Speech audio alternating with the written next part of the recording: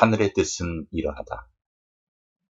이 법안의 법성들아, 지금으로부터 시작하여 형상계한 이 땅의 만물과 인간들 위에 화목하고 선량하고 후덕한 형성과 신성과 법성이 미치어 내려 사람과 사람들의 마음이 화목해지고 선량해지며 일체의 기류가 유순해지고 악덕과 악습이 사라지고 선덕과 선습이 물결치리니, 이는 예전에는 생각조차 할 수 없었던 새로운 시대 풍습이니라.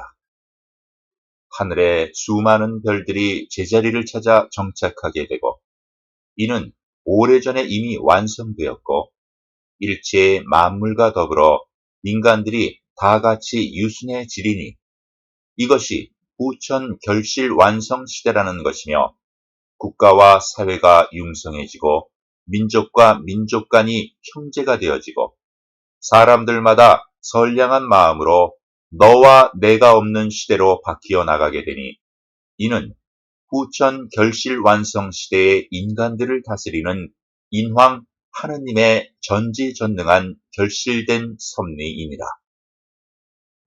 법성들아, 하느님께서는 창조성이 되는 성령성으로 명계 천국 백성들과 만물을, 신계 천국 백성과 만물을, 법계 천국 백성과 만물, 그리고 형상계 인간 세상의 우주 만물과 인간을 하나로 결집하여 성령성으로 섭리하니, 이는 대우주의 섭리가 되고, 대우주의 섭리는 자연의 법칙이 되어 하늘나라와 인간 세상이 둘이 아닌 하나로 태어나게 하는 시대가 되리니, 하늘이 이루어지고 땅이 이루어지고 바다가 이루어지고 인간이 이루어진 이후에 처음으로 맞이하게 되는 말 그대로 지상낙원이요 지상천국의 장이 되리라.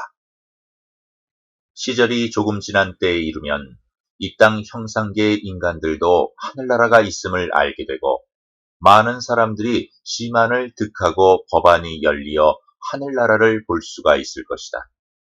그때가 되면 죽음이란 것 자체가 사실상 육신의 피조물 하나 벗어버리는 것임을 다 같이 알게 되고, 육신에 연연치 않으니 진실로 아름다운 세상이 아니겠는가.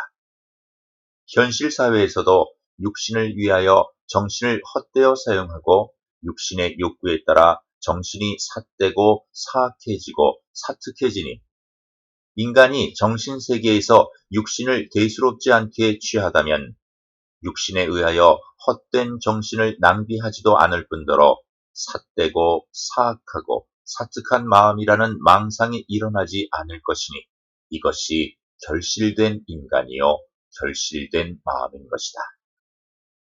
이러한 것을 인간들이 강조한다고 되는 것도 아니요, 세계 인류가 하나같이 이렇게 하자고 결의하고 훈련하고 교육을 시킨다 하여 되는 것도 아니라, 그렇다 하여 천지가 무너지는 계벽을 내린다 하여 두려움을 주었어도 아니되고, 성인과 성자와 성현이 출현하여 제 아무리 신통묘연한 것을 보이되 강조하고 가르치고 하여도 되는 것이 아니다.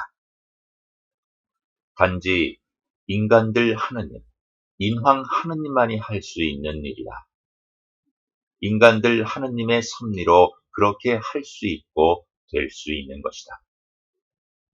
인간들 하느님의 성령성은 창조성을 말하는 것이며, 성령성 자체가 하느님의 섭리요, 창조성 자체가 하느님의 섭리라는 것이며, 명성과 신선과 법성이 하나로 맑고 밝은, 탁하고 악하고 열근이 없이 작용하니 마음이 스스로 유순해지고 선량해지고 후덕하여지며 밝은 지혜로움이 열리나니, 이는 인간들 하느님의 섭리이니라.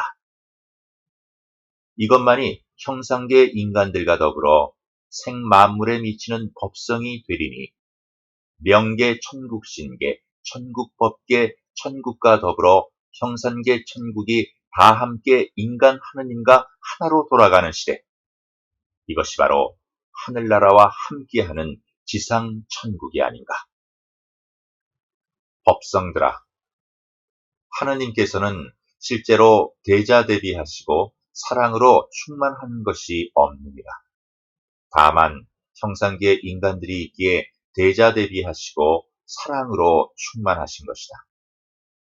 하느님이 이루어놓은 성령 성계나 명계천국이나 신계천국의 백성들은 선이 무엇인지 모른다. 그곳에는 선도 없고 악도 없다. 그곳에는 하늘나라 백성, 즉 천인들이 살고 있는 곳이다. 선과 악이 무엇인지조차 모르는 곳이다. 삿되고 사악하고 사특하다는 말이 무슨 말인지 모른다. 무엇을 삿되다 하고 무엇을 사특하다 하고 무엇을 사악하다 하는지 모르며 그러한 말의 뜻 자체도 모르며 들어본 일도 없다. 또한 굶주림이 무엇인지, 가난이 무슨 말인지, 병들어 죽는다는 말이 무슨 말인지, 무슨 뜻인지도 모른다. 태어나고 늙는다는 것도 무슨 말인지, 무슨 뜻인지 모른다. 병들어 죽는다는 말도 들어본 일도 없다. 그런데 인간들의 하느님께서는 이러한 천인들과 더불어 형상계 인간들을 다 같이 다스리니 인왕 하느님의 대자대비와 사랑으로 충만한 마음을 형상계 인간들은 밝게 깨달아 헤아려야 한다. 법성들아, 인간 세상에 인간들이 고통스러워할 때 인간들 하느님께서도 함께 아픔을 같이 하고 인간들이 즐거워할 때도 인간들 하느님께서는 함께 즐거워한다. 그런데 깨달은 법성인들은 이 말 뜻을 알겠지만 혹자 깨닫지 못한 백성들은 하느님께서는 거짓말하신다. 하느님의 권능이라면 고통받는 자들을 그 고통에서 벗어나게 하면 될 것이 아닌가. 그러한 법력이나 능력이 없으시니 하는 말이 아닌가 하고 의심하여 반문할 것이다. 법성들아 들어보아라. 그것은 법성이 알지 못하고 깨닫지 못해서 어리석음으로 하는 말이다. 고통을 받는 자나 고통스러워하는 자는 전생의 업장이 다 소멸되지 아니해서 그렇다고 말할 수도 있지만 그러한 고통 속에서 새로운 자기 하나가 이루어지고 있다는 사실을 알아야 한다. 그런데 하느님이 고통을 없게 하면 그들은 새로운 자기를 이룰 수가 없지 않은가. 그렇다면 하느님께서 고통 없이 이루게 하시면 될 것이 아닌가 하며 어리석음을 펼칠 것이다. 법성들아, 고통이 법이요 법이 고통이다. 고통 없는 법이 어디에 있고 법 없는 고통이 어디에 있겠는가. 고통이 크면 클수록 큰 자기 하나가 이루어질 것이다. 대인은 대인만큼 큰 고통을 받고 큰 고통의 굴레를 벗을 때 크게 다시 태어난다는 것을 잊어서는 아니 될 것이다. 인간 세상에서 크게 고통을 받는 자들은 하늘에서 크게 쓰고자 하는 뜻이 있다는 것을 잊지 말아야 될 것이다.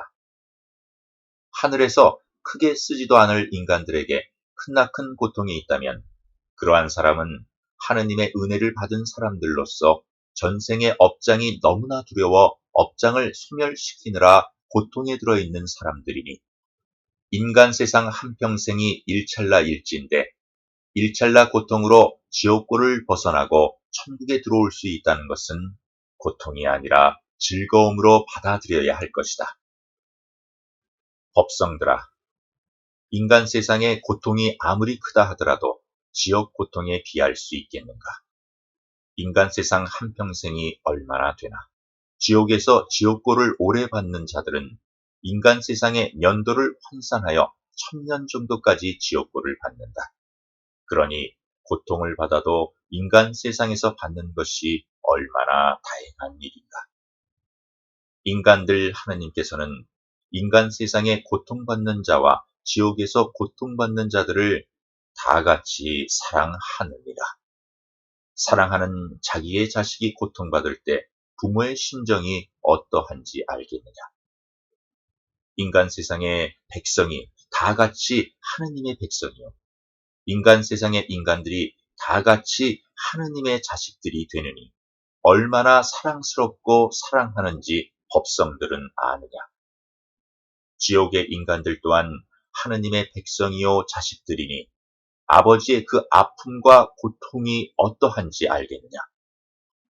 이 법안의 백성들아, 멀지 않은 시간이 지나면 지옥으로 한 명의 백성이나 한 명의 자식일지라도 들어가지 않도록 할 것이다.